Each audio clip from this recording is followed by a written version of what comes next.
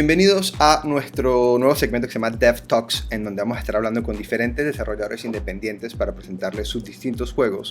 Les agradezco muchísimo si nos dan like al video, si nos ayudan a compartirlo, y si no se han suscrito, simplemente abajo está el botón de suscribirse, activen la campanita para que vean más videos como estos.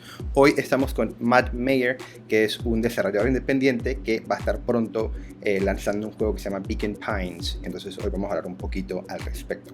Okay, I like to break the ice with one question that I ask all the devs I've been talking to, and that is, why games? Like, how and why did you got passionate or got in love with games? I guess for me, it's sort of two ways that I got into games. One, I guess the third is just that I like games like most people. That's kind of the obvious one. But the other two are, I've written music since I was a kid, and I always wanted to see if I could do it professionally, and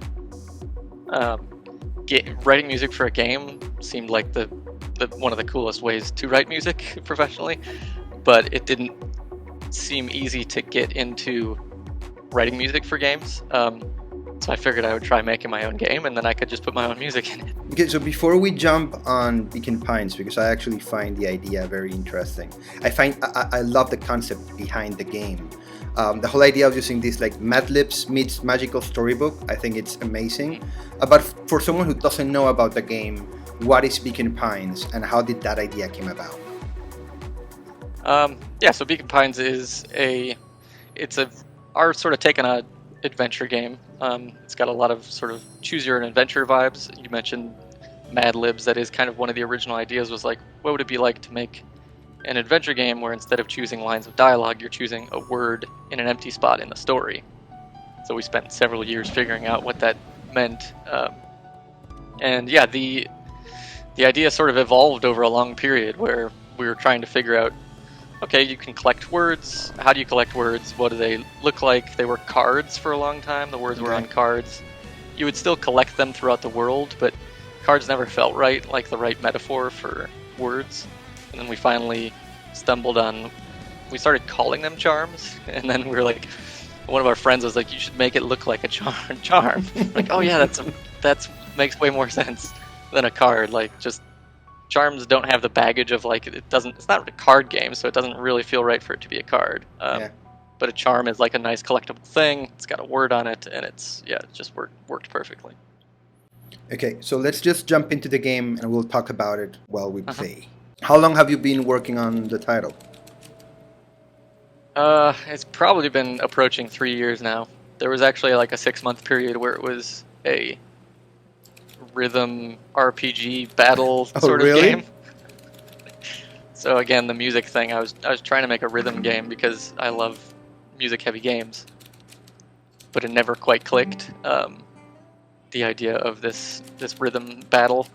It looks cool, like we have videos of it still, and it looks like I've shown it to people and they're like, oh, that looks like an awesome game, but the mechanics never really all fit together, so. But do you have that in your back pocket for a next idea? Or are you scratching that concept? It sort of turned into this game. It's weird to think of it that way, but the art is, if you look at it, it's like a weird fantasy version of Luca, this main character here on the screen, in that old version.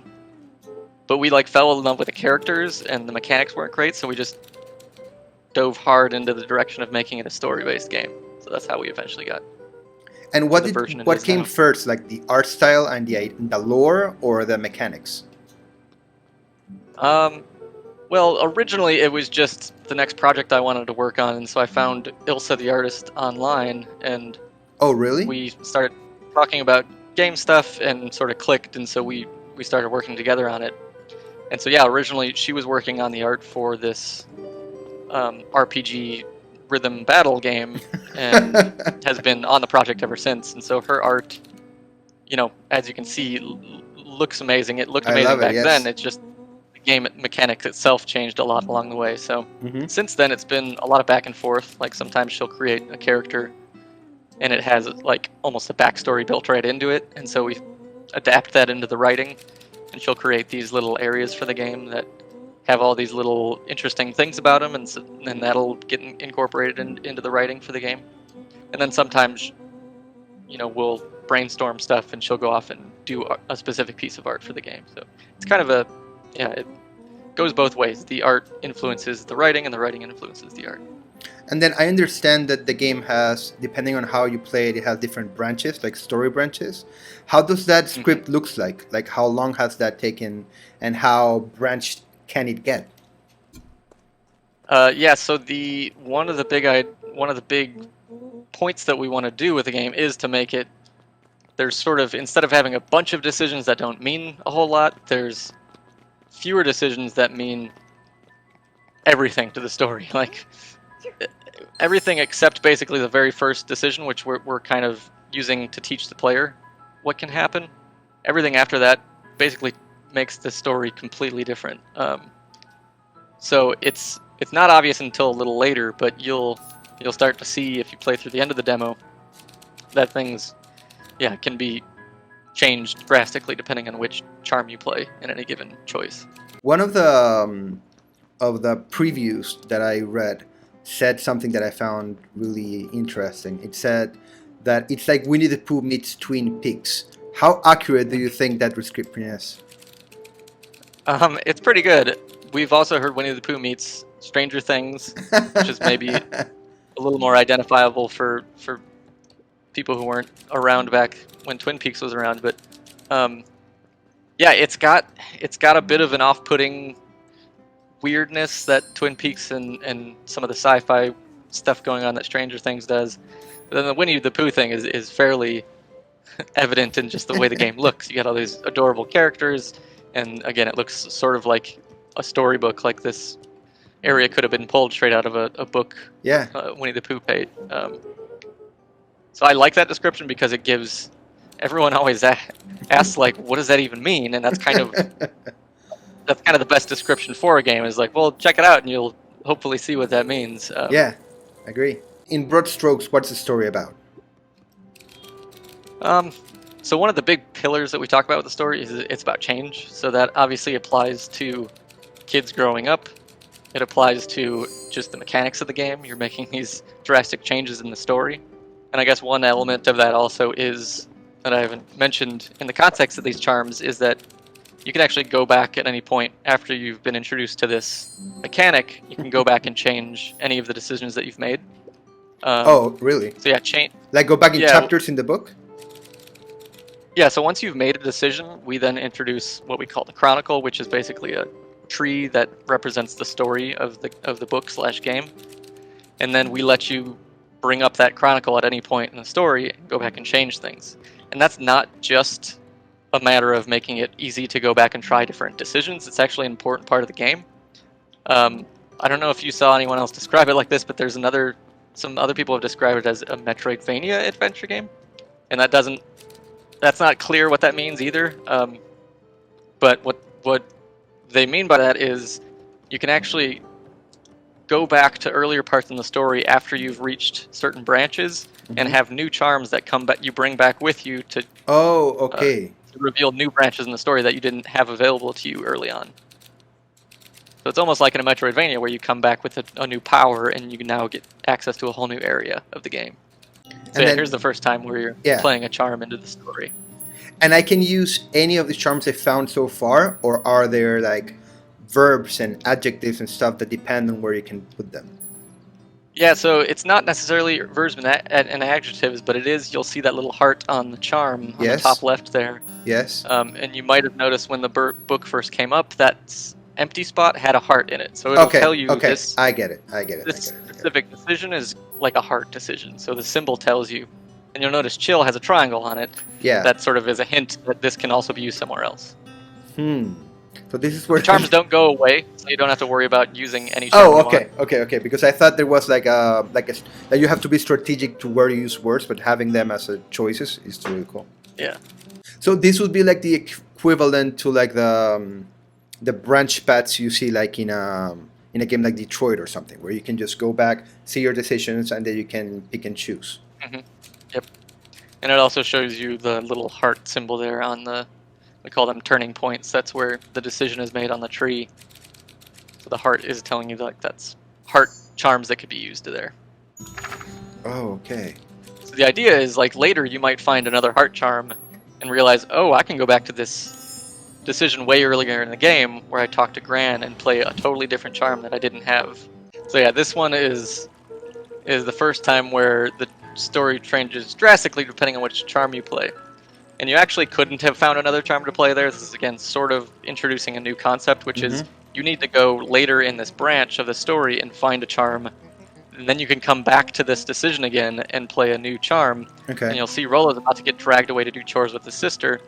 But when you find a different charm later in the demo, you can actually come back to this and get Rollo to come with you to check out the creepy lab. So yeah, this is one of those, like, we don't want any, like, super complicated puzzles that you get stuck on. So this is sort of a simple one where, yeah, you see that you can't get past this fence. And if you run around, you see that you can pick stuff up. And then, yeah, if you click the button again, you'll see you can throw the mushroom. Once you see that, then it's kind of, the puzzle's basically solved now. You know that you need to knock out the other couple. It's like for me, this is like the perfect, it's not a puzzle game, so this is like the perfect level of puzzle for me because I want just a little bit of, like, oh, okay, that's what I need to do for the player, like, without confusing people or having people get stuck. So hopefully people don't get stuck at this part. I'm sucking at this, but I'm not stuck, I'm just sucking. Okay, there you go. And then, do charms ever are part of the puzzle mechanics of the game? Yeah, in a sense that, as I mentioned, it's the more charms you collect and the more story you reveal. Okay. It's almost a bit of a puzzle figuring out how to get through the story using charms, and even figuring out which branch you actually want to go down the most. Like, there'll be multiple endings, so at least that's the plan. The plan is to have multiple endings, and then sort of leaving up to the player which ending you think is best. So it's both using charms to navigate the story, but also using charms to get, like, your ideal version of the story. Wow, this got really Stranger Thingsy really quick. Yeah, and it's one of the points where we sort of end the branch. Okay. Truth is, it's not the end of the branch. You'll be able to find charms later to get you out of that situation, but for now, that's the end of it. Okay. But this is what I was saying before. You can actually go back to the previous decision, which is talking to Roxy. This one here, now that you've got that new charm. I get it. So you have to constantly be in... Oh, it takes you right back. That's so cool.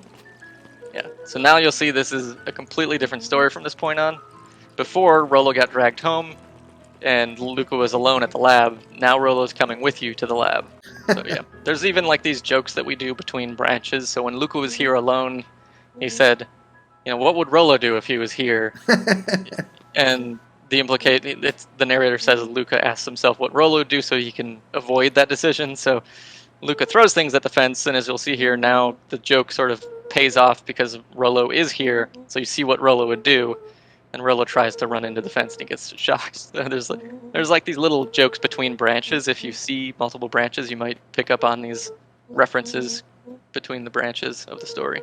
So there's also other elements to how things change between the branches of the story in sort of the objects that you collect. So it's not only that the story is changing and the characters that you interact with might be different, but in this version of the branch, Rollo actually goes, you'll see he goes digging through the trash and you find walkie-talkies. And so then from that point on in this branch of the story, Luca actually has a walkie-talkie versus the other branch, he won't have a walkie-talkie. And that also has other implications of, like, well, who's on the other end of the walkie-talkie in different branches of the story. Oh, okay. Okay, you were completely right. Like, this is way creepier than I actually anticipated it to be. Yeah. The art style can be deceiving. Yeah, definitely. Which is sort of intentional. Like, we don't want to make it a kids game because we want to make a game that we want to play. So it's definitely more adult in the story, but the art makes it interesting that the art is very adorable.